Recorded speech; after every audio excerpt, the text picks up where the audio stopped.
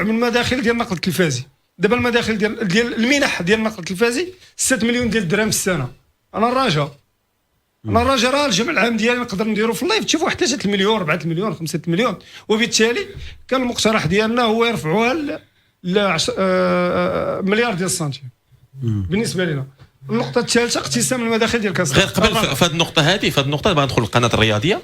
دخلت القناه الرياضيه ودرت لي لايف ديالهم، غير لي لايف من غير المتابعه اللي غتكون بشكل مباشر، صعيب نديروا لها احصائيه، مي بلي لايف ودرت شنو هما لي بوبولار لحيدتي المنتخب الوطني المغربي. المباراه الاكثر مشاهده انا نمشي لكم بالترتيب: وداد رجاء، وداد رجاء، وداد رجاء، وداد ضد الرجاء، الرجاء مع تينكيت، الرجاء مع بركان، الرجاء مع الوداد، الرجاء مع الجيش، الرجاء مع وجده، الرجاء مع المنستير، الرجاء والوداد، الرجاء والوداد، الرجاء وبركان.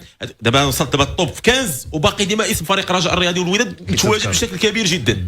دابا هذه فقط كاحصائيه، هذو المباراه اللي عندها متابعه كبيره. غير النقطه بسرعه باش ناخذ فاصل اعلاني. خالد، النقطه الخامسه في الاقتراح قلت النقل باقتسام مداخل كاس العرش.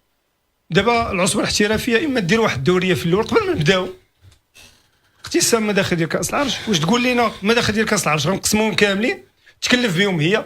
دابا مثلا نقدر في اللاد ندخل واحد 3 مليون ديال الدرهم وندخل في التيكي 10000 درهم الرسميه ديال النادي. دابا انا غادي نسبق وغادي نعطي